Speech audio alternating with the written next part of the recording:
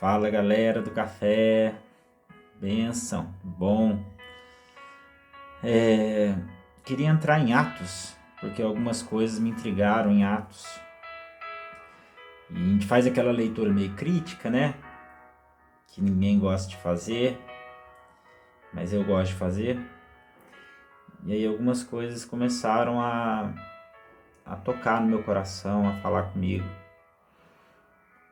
Por exemplo, tem gente que faz de Atos uma doutrina, né? Os acontecimentos de Atos uma doutrina. E a gente esquece que Atos foi escrito em 30 anos, um pouco mais de 30 anos. Então, por exemplo, por 4 vezes o Espírito Santo foi derramado sobre as pessoas quando os apóstolos oraram por elas. E aí você pergunta assim, e quando eles não oraram? Ninguém recebeu o Espírito Santo? Ou você pergunta, então tem que orar para receber o Espírito Santo? Então são coisas que a gente vai falar aí no meio do caminho, né? Mas assim, eu me converti num ambiente pentecostal, né?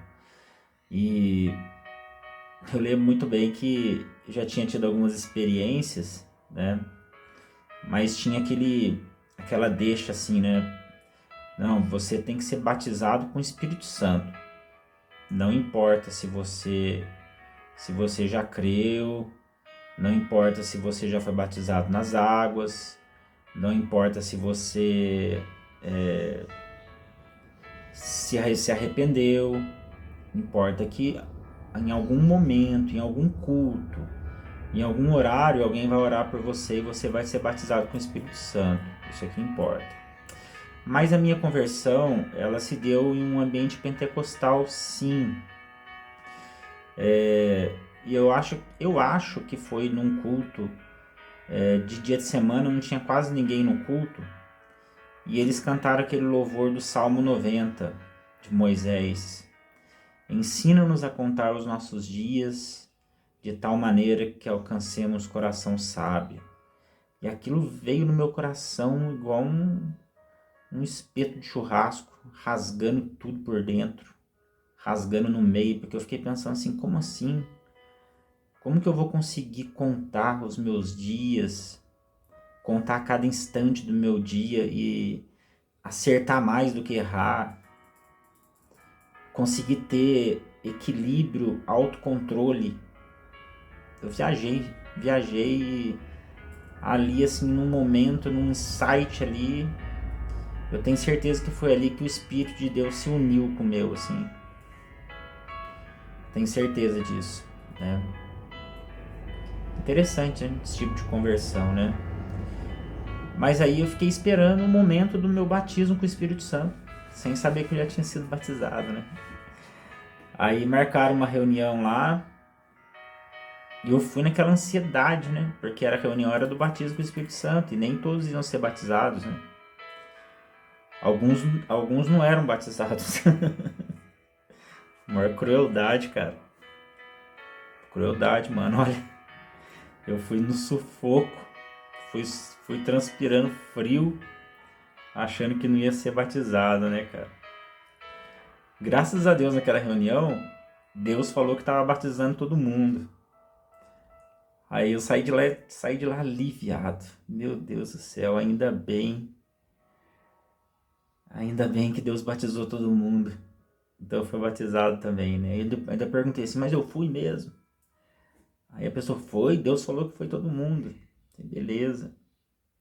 Mas foi no ambiente pentecostal e de um tempo pra cá a gente vem aprendendo outras coisas e vem deixando de lado esse ambiente pentecostal até de uma forma atacando um pouco, né? Um pouco machucado, porque o ambiente pentecostal, ele, em alguns casos, causa isso, né? Aliás, qualquer ambiente religioso causa a ferida, mas o pentecostal é bem mais fácil de causar ferida. Mas você vê que existem pessoas verdadeiras, pessoas íntegras. A minha conversão ela foi uma conversão íntegra no ambiente pentecostal. E naquele momento eu me arrependi e houve quebrantamento. E hoje eu vejo que naquele momento eu já tinha sido batizado com o Espírito Santo. Foi um culto com 2 hinos, uma palavra falando sobre Jesus, ali na ceia com os seus discípulos. Foi onde eu aceitei Jesus naquele dia. E depois veio o processo, né? E muitas coisas aconteceram e não aconteceram também, né? E você tinha aquela ansiedade pelo segredo de Deus, pelo secreto de Deus, pelos gurus para falarem a respeito da sua vida, né? Havia um anseio por isso. Havia um anseio na inocência, na ignorância. E teve uma vez que uma senhora, assim, muito fervorosa, né? Eu fui pedir oração pela minha vida profissional. E ela disse assim: eu via você trabalhando dentro de um avião. Isso foi em 2002. 20 anos depois, nem, nem entrar em avião entro. São coisas assim que é complicado, né, gente? Mas já tem um pouquinho de vida pela frente. Pode ser que eu venha trabalhar em avião. Mas até agora eu tô esperando ainda, sabe? Então, isso que frustra, né, pessoal? Isso que frustra, sabe? Aí uma senhora, uma outra bem simples, assim, magrinha, um cabelinho branquinho. A gente tava orando, eu fui pedir uma oração e ela falou pra mim assim: tem um anjo em cima de você. Eu falei: meu Deus do céu, o que esse anjo quer comigo? Tá em cima de mim?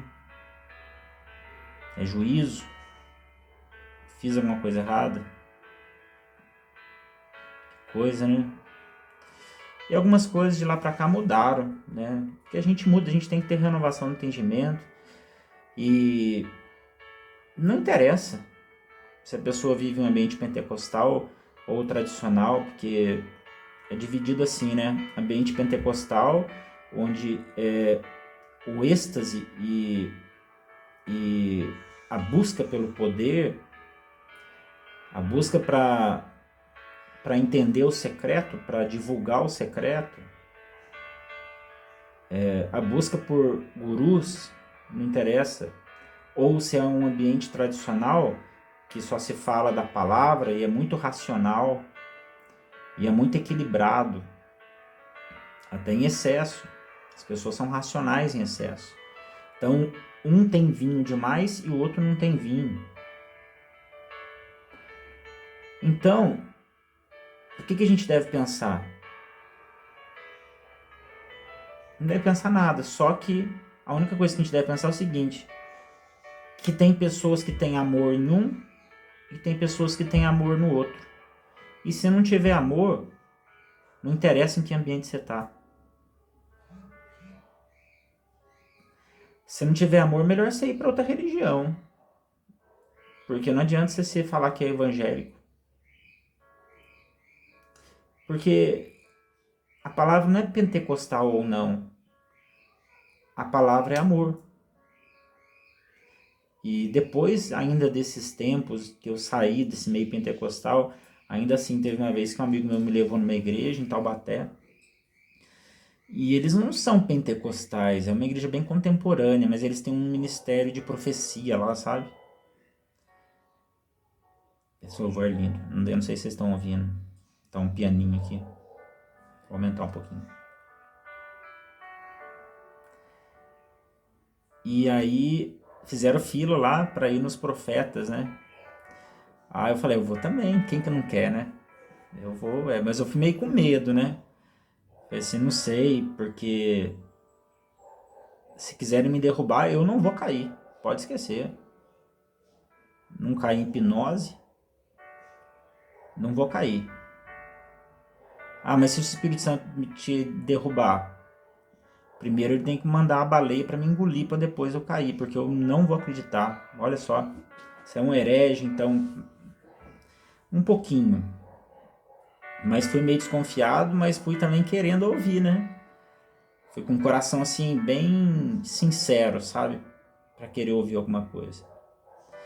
Isso acho que uns 2, 3 anos atrás. A situação minha cristã era muito cômoda, né? Eu não ficava fazendo vídeo, não ficava pregando, nem lia a Bíblia mais. Nem lia a Bíblia mais. Mas aí uma jovem lá falou assim pra mim: Deus deu uma palavra a respeito da sua vida. Aí eu fiquei meio dividido, né? O que será que ela vai falar? E ao mesmo tempo eu fiquei pensando assim: pode ser verdade.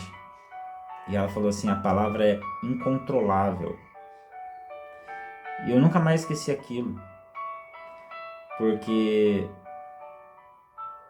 na realidade, a respeito do...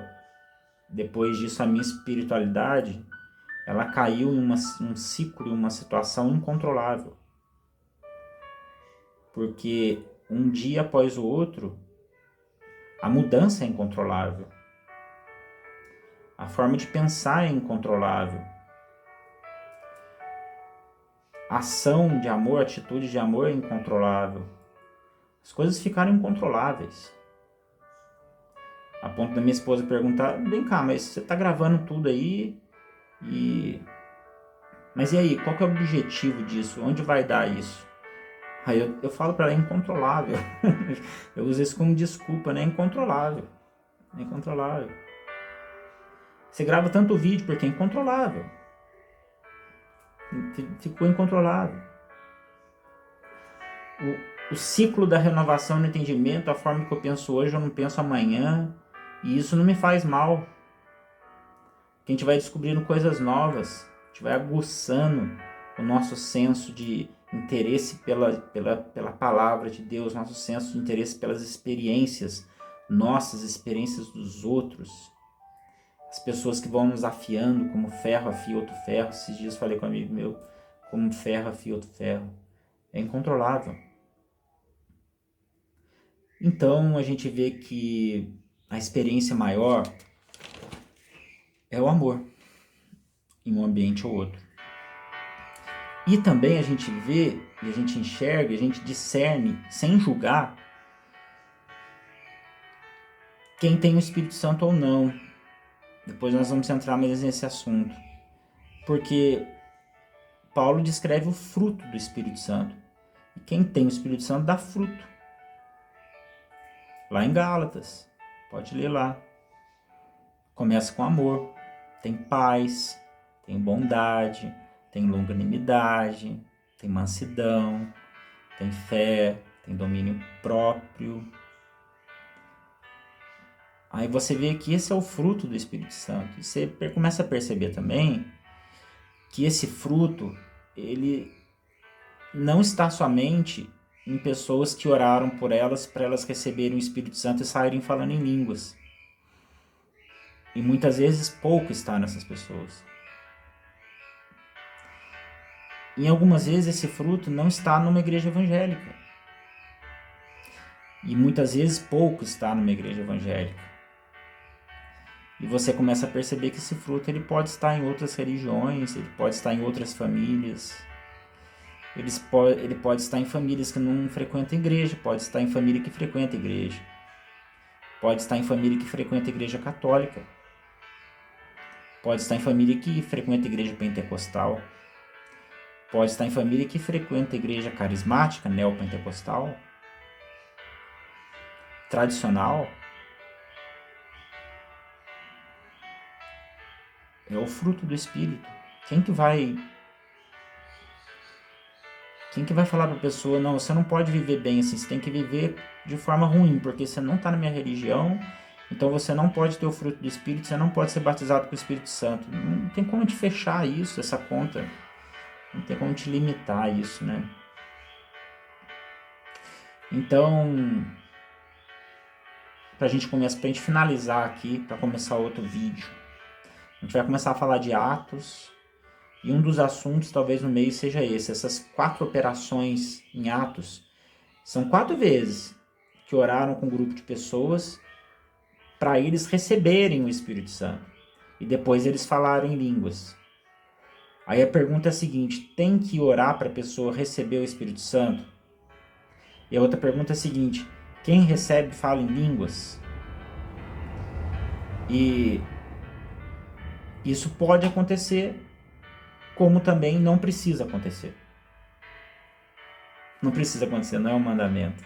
Tanto que nas cartas depois de Paulo não fala nada a respeito disso. Paulo cita outras coisas que a gente vai falar depois, mas a respeito disso não. Então a gente começa Atos falando nisso, porque Atos começa com Pentecostes, né? Então a gente tem que começar falando a respeito dessa situação, dessas igrejas, de igrejas que já fazemos parte, que já fizemos parte, que já conhecemos. Já começando dizendo que o livro de Atos ele foi um livro escrito durante décadas. Então muitas coisas aconteceram que não estão ali, e muitas coisas que eles frisaram ali aconteceram poucas vezes. Esse cuidado que a gente tem que tomar para entrar nesse livro, então. Amém? Pai do Senhor a todos.